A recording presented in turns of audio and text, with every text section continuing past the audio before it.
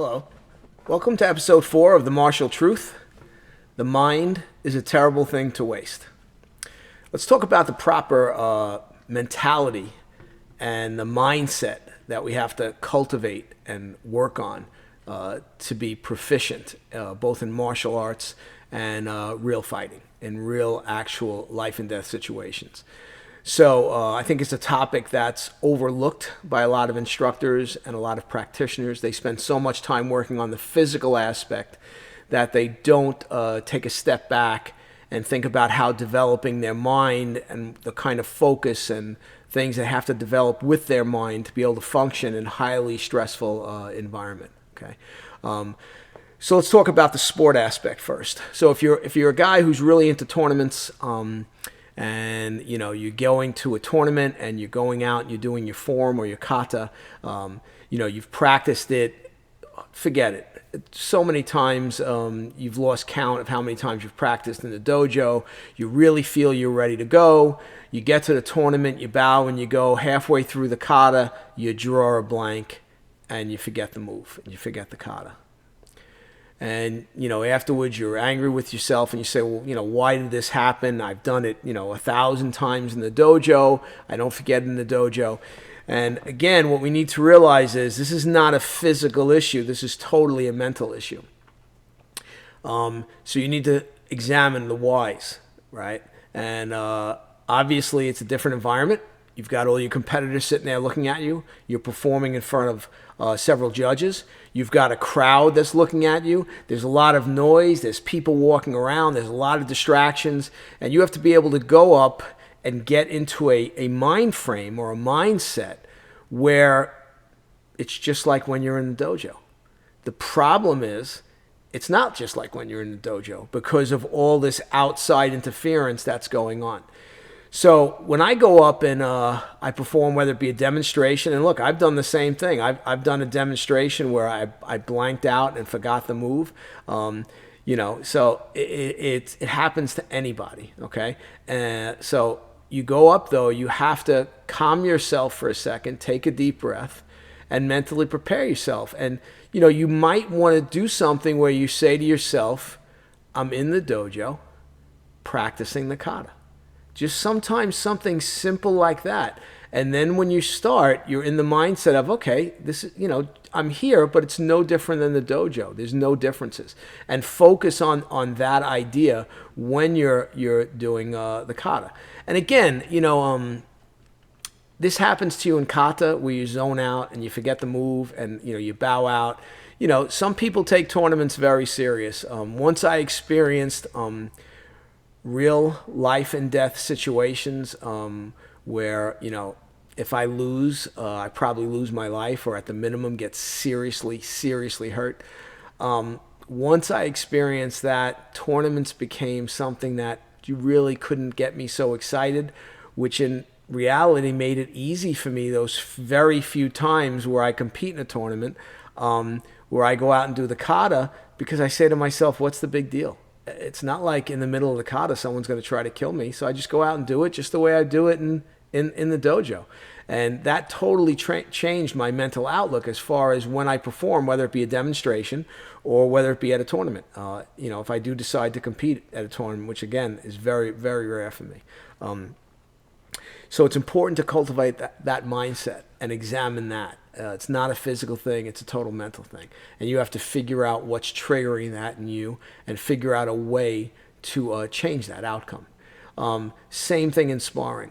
You go in, you'll see a lot of guys before a sparring match, they're pacing like a wild animal, like a tiger in a cage. They're back and forth, they're getting themselves all keyed up, okay.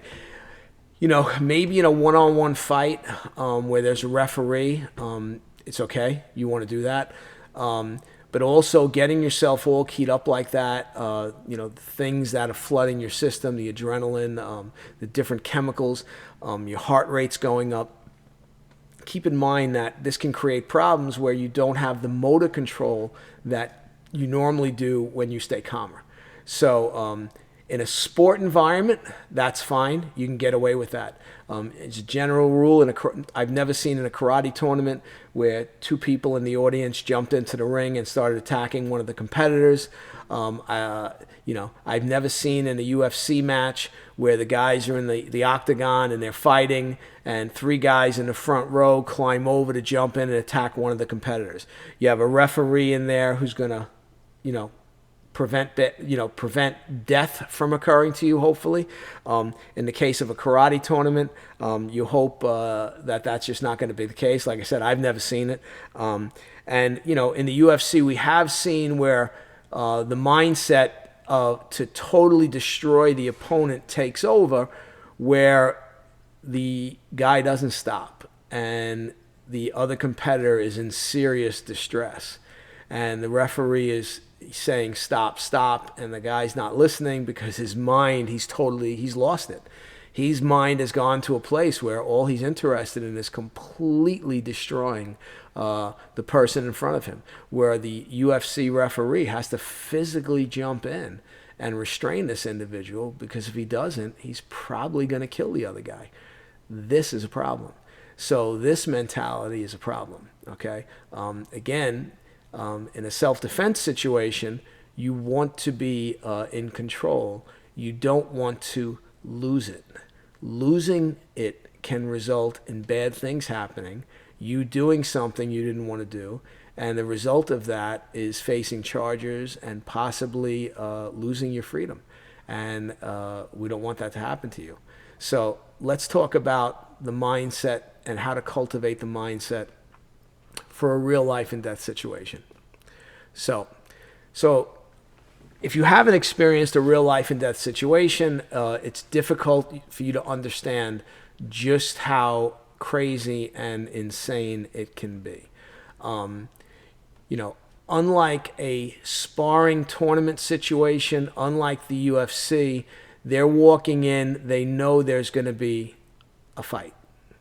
A lot of times in real situations, the violence just erupts out of nowhere, okay? You're walking in the parking lot, two guys decide to rob you. They decide to maybe attack you for whatever reason. We've seen throughout the last few years where these predators in the street do this thing called the knockout game, where they just come up and they literally just hit you out of nowhere.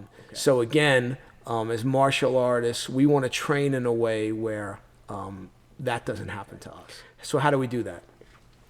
Well, it starts with situational awareness. All right. So in the kata, when we're moving in other directions, we want our head to be looking before we're moving. This way it builds into our body to, in a fight, a real situation, we don't have that tunnel vision where we're just focused on this one point and not seeing what's going on around us. So even in a non-combat situation, if you're walking around, you want to be aware of what's going on around you, okay? You're looking straight ahead and you see three guys walking towards you carrying baseball bats. Maybe it's a good idea to cross the street and avoid that situation. You feel someone coming up behind you. You look and you see there's a guy coming up behind you. You get a bad vibe. I would follow that gut instinct. That's your reptile brain screaming that something's not right. This has been developed over millennia, okay, of where when men were hunted by animals, and then eventually when we hunted each other, okay? So this instinct is still within us. The problem is modern man likes to turn off that aspect of his brain. Modern man also has this mentality. Well, that's not going to happen to me.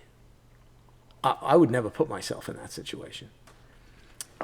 Anytime I hear someone that says that to me, where I would never put myself in that situation, okay, well, I hate to break the news to you, but there's times in this country where people kick in your door in the middle of the night to come in and rob you and rape you and do terrible things to you, okay? So I don't think you intended to put yourself in that situation, but guess what? You're in that situation. So now the question is, are you going to survive that situation? And are you mentally prepared to deal with that situation? So in terms of training, we have what we call in Japanese martial arts Zanshin, which is kind of a loose translation is a combat awareness. We want to be aware of what's going on around us. We want to, even though the combat might be finished, we still want to know and look around and make sure there's no other threats. This is cultivated in a lot of the two-man kata training that we see in the Koru, where at the end of the fight, we're still doing certain things in a slow way to force our mind to still focus on what's going on around us. Okay? Not that we just take the opponent out and finish and that's it. A few things in my dojo I do to develop a certain mindset.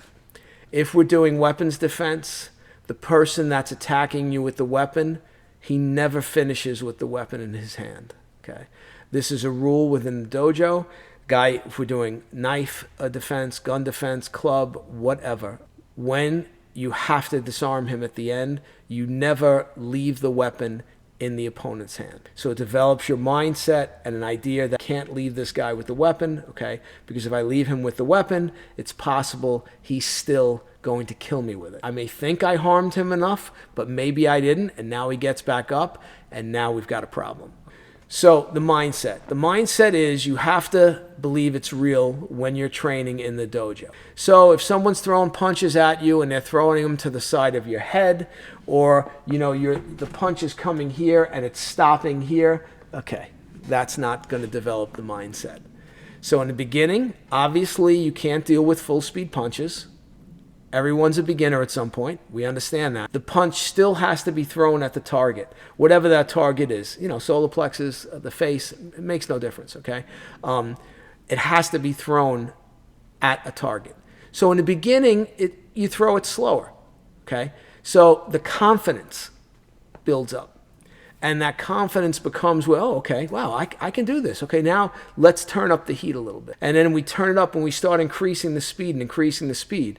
Now the mindset becomes, wow, I can actually handle a punch. Someone that's actually trying to hit me. I can actually move and handle that and not get hit.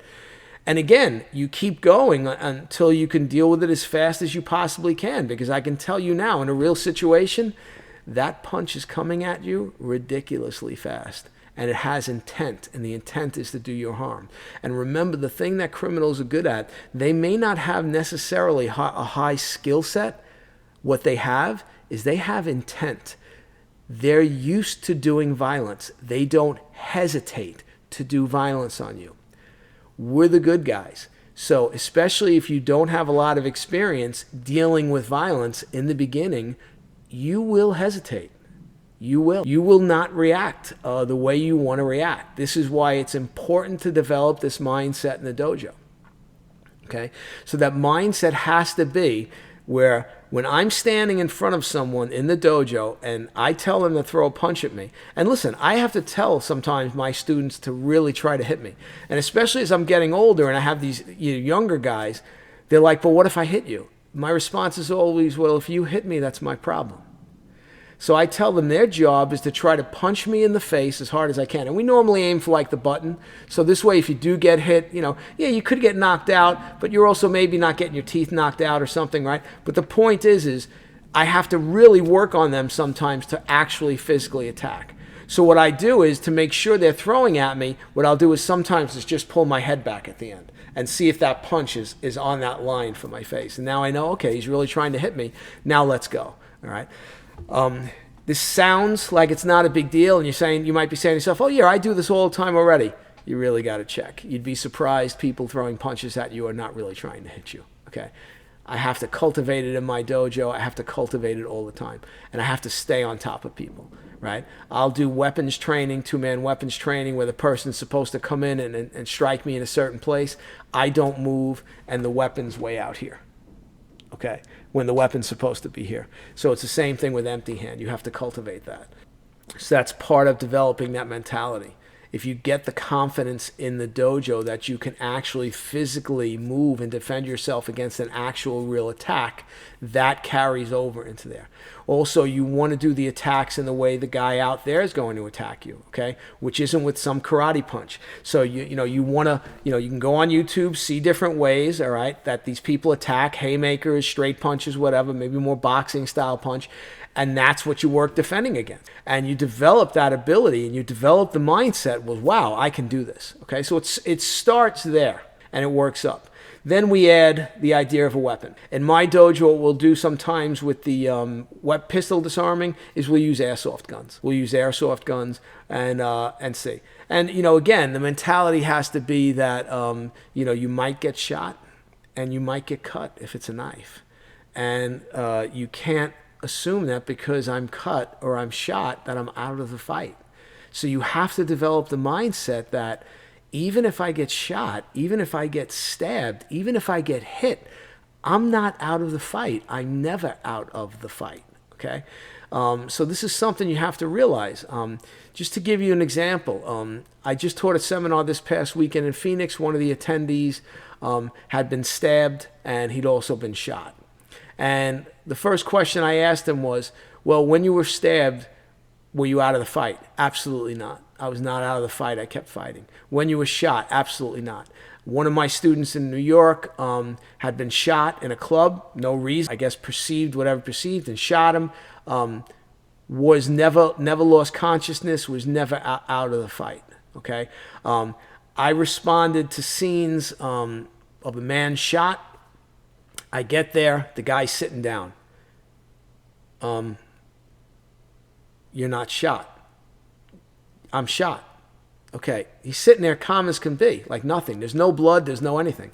Okay, I don't see where you're shot. And then he lifts up his shirt and there's a small bullet hole there. Okay, and I was like, oh, you're shot. Okay, and obviously the ambulance is on his way and he's fine. Another time I responded, guy was stabbed in his lower abdomen. And probably about a foot of his intestines were hanging out. He's talking to me like there's nothing wrong with him. Again, his intestines are hanging out of his body, and he's calm as a cucumber, talking to me like no big deal. Oh yeah, I got into a dispute with my friend. He stabbed me, but it's okay. It's okay. Your intestines are hanging out. Again, though, he wouldn't have been out of the fight. So one of the things, you have to develop the mentality that you're never out of the fight unless you're really out of the fight, which means you're unconscious or you're dead. Okay? So this is vitally important to develop this mindset. And the way you do that, if you're never training against weapons in the dojo, okay, that's okay, but then don't tell me you're going to be able to defend yourself against a weapon, because you're going to be in for a surprise. The idea you're going to kick a weapon out of someone's hand, listen, it could happen, okay? But usually highly unlikely. We took a report one time where a guy attempted to kick the knife out of the guy's hand and the guy cut his leg, okay? So again, keep that in mind. Your focus has to be on what's going on with the opponent. You have to be able to see what's going on. Remember, the hands kill. Okay, his hands are what's going to kill you. All right. So focusing, getting too close to him. All these things play into the mindset of how you want to deal with in combat. The mindset has to be, you want to present yourself, and again, this could change depending on the situation. A lot of times if you present yourself in a confident manner, you hold the person's eye contact, you've developed that mindset where, listen, if this guy attacks, I'm going to handle it. A lot of times the opponent can read that. Remember, the opponent is no different than the lion that's hunting the zebra. So the lion's hunting the zebra, and he's looking at the herd of zebra, and he sees this one zebra that is snorting fire and is built and is stomping around, and he looks and he says, oh boy, that zebra looks like he's pretty tough. And then over on the side of the herd, he sees a zebra that's limping, that's maybe a little older, and he's like, oh, that's the weak guy. That's the one I'm going to go after. And the predator is exactly the same and has the same mindset. My wife one time was being followed. She knew she was being followed, and she turned around. She could tell, and what she did was she turned around and walked directly towards the person. And she said she had it in her mind that, okay, he's following me. I'm not going to let him get me to a place where he's confident in. I'm now going to force him to do something. And he literally didn't know what to do, and he just crossed the street. I was walking with one of my students and our wives in Florida one time, and we were in an area where I recently heard there were a lot of robberies going on. And I looked behind us, and we had two guys following us from behind, and we had a third guy paralleling across the street. And I could see the two here looking at the guy here. And I told my student, I said, listen, we're being followed. This is going to be a problem. I said, I'm going to turn around and deal with them. You just worry about the wives, getting the wives out of here. And he wanted to help me, and I was like, no. You turn around and you worry about protecting our wives. I'm going to deal with these guys, right? And I turned around and I walked towards them, and I started smiling at them. And they literally stopped in their tracks and looked at the guy across the way because they just didn't even know what to do. And I just made a beeline for them, like, okay, if you're going to do something, well, let's go. And the guy across the street looked at them and shook his head, like shook them off, and they just turned around and they left, right? So again, if I didn't show that confidence, if I didn't show that mentality, that mindset that, okay, if you guys are going to plan on trying to harm me and the people I'm with, okay, well, I'm here and I'm ready for you. Let's see what you have. So the predator again says, well, wait a second, this is going to be difficult. This guy's not afraid. Maybe this guy, maybe this guy's armed. Maybe this guy is just really good at fighting, right? Maybe he's crazy, right? But the mindset throws them off. Again, they're looking for the weak individual. If you're sitting on a train or if you're walking around and you've got ear pods in and listening to loud music and you're not paying attention to what's going on around you, you will at some point probably become a victim, okay? So that's the wrong mindset to have, especially if you're a martial artist. If you're a martial artist and I'm training you and you come in and say to me, yeah, Sensei, the other night, I was walking and I was listening to music in both my ears and I never heard the guy and they grabbed me from behind and they stole my stuff and they just ran. Okay, my response is going to be, well, that's pretty piss poor mindset on your part. You're a martial artist, you're outdoors. Again, I like to listen to music too, but what I do is I don't put earphones in. I just listen to it on my phone, and I just keep it close where I can hear it. I don't have to hear it loud, okay? And, if I miss a little bit because there's a little noise outside, that's okay, but I can hear what's going on around me, and that's what I want. I don't want to walk around as though I don't have a care in the world. Oh, it's never going to happen to me. Same thing, in New York City, you're on a subway platform. If you got to stand near the edge of the platform, why? It's not going to make the train get there any faster, okay? Put yourself in the middle of the platform, maybe stand near a pillow where, and look, if there's people around you that are acting strange or you have a bad vibe about, well, then move, okay? Don't stay there, all right? Again, go with that thing that's in your head warning you, that's giving you the warning signal that this might not go well. There's something that's not right with this guy. So this is very important to cultivate this type of mindset. The other thing is you can't cultivate a mindset where you're indestructible because that mindset is as bad as being too timid, okay? So you have to find that balance. You want to try to cultivate the mindset where your mind is in control of the body, so it's not letting your heart rate, to the point where now you can't function. Your motor skill is not as well because your heart's beating too fast and you can't control your actions. So you have to figure out a way to calm yourself, to keep your mindset focused and stay calm in the situation. Musashi in his book, The Go-Rin no Sho, talks about the mind being like a lake, a calm lake, okay? You have to be calm. You have to cultivate being calm and try to be relaxed. If you're too tense and too stiff and your mind is saying, oh my God, this guy's going to attack me, he's going to attack me, and you're getting like this and your heart's getting like this, now you're not going to be able to move freely. You're going to be so tense and so tight, you're going to get caught, and now you're going to have a problem. So you have to develop that mindset where you're calm. You're calm in very highly stressful situations. I'll never forget when I was first a police officer, I responded to my first shooting where a guy was in a two-story house and he'd been shooting at some of our plainclothes cops. And he thought they were drug dealers trying to come rob him, and meanwhile they're plainclothes cops. So he shot from the second floor. And when we got there, obviously there's, a ton of us around. And I remember seeing a veteran walking around, and we were all behind walls and cars to try to get cover. So, if he decided to shoot again, we couldn't get hit. And I remember a guy walking around calmly, and I'm like, is this guy crazy? Like, he's walking around. And one of the other guys said to him, he said, hey, Richie, get behind cover. And I remember him turning to the guy and saying, you think he's going to hit me from this distance? He's not going to hit me from this distance. Like, totally calm. I'd found out later that individual had been in several shootings. So he had the confidence and the calm mindset that even though there was a guy that could possibly shoot him out the window, he was very calm about it, right?